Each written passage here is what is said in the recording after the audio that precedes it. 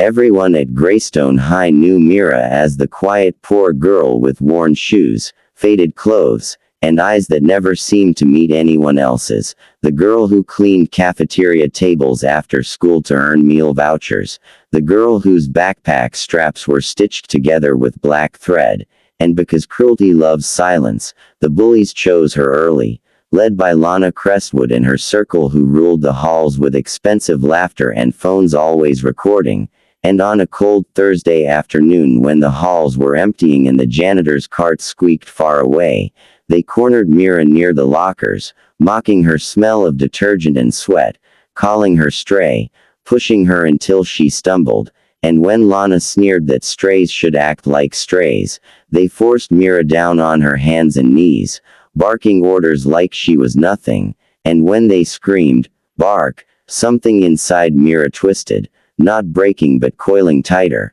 because the floor felt familiar in a way none of them could imagine, and she barked, once, twice, low and rough, while tears slid down not from shame but from the memory of blood and rosin and concrete rings under flickering bulbs where barking would have been a mercy compared to what she'd endured, and the girls shrieked with laughter, filming every second, uploading clips with captions that burned, and Mira picked up her bag when they were done, bowed her head, and walked away, counting her breaths like she always did before a fight. 1, 2, 3, because after school she wasn't Mira the stray, she was Nyx, the ghost of the underground, undefeated champion of an illegal boxing circuit that met beneath abandoned factories and parking garages, where bets were whispered, faces hidden, and fighters entered with nothing to lose, and Mira had learned to fight there not for glory but survival after her father died in a factory accident and her mother fell ill, leaving hospital bills like chains around their lives, and when legal gyms asked for fees she couldn't pay, an old woman named Irena with broken knuckles and sharp eyes found Mira punching air behind a butcher shop, saw the way rage and discipline lived together in the girl's stance, and brought her underground, teaching her how to turn humiliation into precision, fear into timing, pain into strategy, and week after week Mira fought grown men, women twice her size, veterans with scars, and she learned that the most dangerous fighters were the quiet ones, the ones who let others underestimate them, so at school she stayed small, invisible, absorbing cruelty like a shield, because she knew every insult was fuel, and the video of her barking spread fast, faster than she expected, and by Friday whispers followed her like smoke, lockers slammed, teachers looked away, and even some kids who once nodded at her now snickered. But that same Friday night the underground arena buzzed with tension because a high-stakes match was announced, Nyx defending her title against a challenger called Iron Vex, a brutal enforcer rumored to have ended careers, and the crowd roared when Mira stepped into the ring wearing a hood, her face shadowed, because no one there knew her real name, and as fists flew and sweat sprayed, Mira fought with surgical calm, dismantling Vex piece by piece, reading his anger, exploiting every opening, until the final blow sent him crashing down, unconscious, and the crowd erupted, money changing hands, chants echoing, and Mira took the belt, heavier than gold, thinking not of victory but of her mother's medication and rent due. While back at school the video reached places Lana hadn't intended, including the phone of a new assistant coach named Mark Hale, a former boxer himself, who recognized something in Myra's posture even on her knees, a tension that didn't belong to a victim, and on Monday he watched her during gym class, the way she moved, the way her balance never broke, and he knew, but he said nothing, because secrets recognize each other, and that same day Lana escalated things, cornering Mira again with a cruel smile, saying the video hit 10,000 views, telling her to bark louder this time, and something shifted, because the underground had taught Mira restraint but also timing, and she realized the humiliation was no longer just hers, it was poisoning her life, threatening to expose the underground world she depended on, and when Lana shoved her, Mira looked up, eyes steady, voice calm, saying softly, "Don't," and the calm scared Lana more than anger would have, so she slapped Mira, and the hallway froze, phones up, waiting, and Mira did nothing. Not yet, because real fights end fast, but consequences last,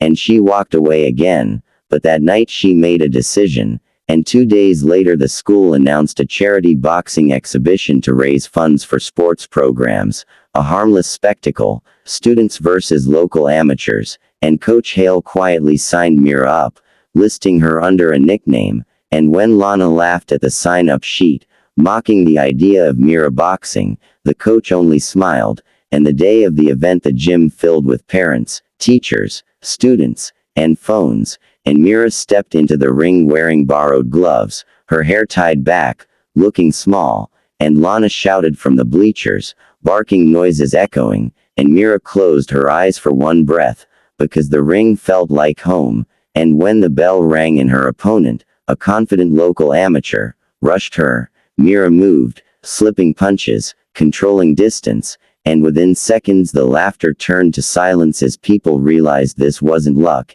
it was mastery, and Mira dropped her opponent cleanly with a single precise combination, and the gym exploded, teachers standing, phones shaking, and Lana's smile cracked, but the real twist came when the opponent got up laughing, raising Mira's hand, and whispered, "Nix."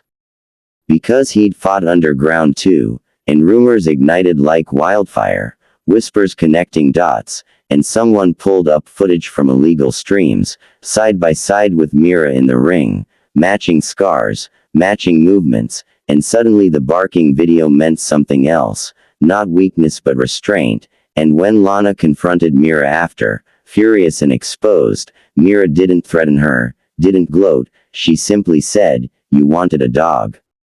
Dogs protect. Dogs survive," and walked away, but consequences came anyway, because the video had crossed lines, and parents complained, administrators acted, Lana faced suspension, her social crown collapsing, while Mira was offered scholarships, training opportunities, interviews she refused, because fame was loud and dangerous, and the underground demanded silence, yet the past doesn't let go easily, and one night after another title defense, Mira found Irena beaten, the underground shaken by a new syndicate that wanted Nix under contract, not as a fighter but as property, and suddenly school bullies felt small compared to men who smiled with knives in their pockets, and when they threatened Mira's mother, she knew running wasn't enough, so she did what champions do, she planned, gathering evidence, recording conversations, using the same patience she used in the ring,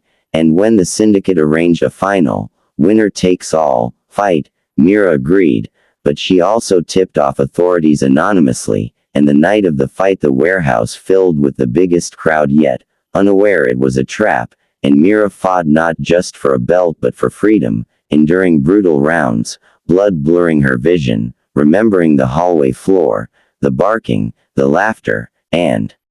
channeling it all into one final devastating counter that dropped her opponent and ended the underground reign, and as sirens wailed and chaos erupted, Mira slipped away, belt left behind, because she didn't need proof anymore, and weeks later life at Greystone settled into something quieter, Lana gone, whispers faded, and Mira sat in class, still wearing worn shoes, still quiet, but different, because now when people looked at her, they saw not a stray but a survivor, a champion who had chosen dignity over revenge, and sometimes when the halls were empty, Mira smiled to herself, because the strongest people don't bark when ordered, they wait, they endure, and when the time is right, they strike, and no one ever forgets the sound of that silence breaking.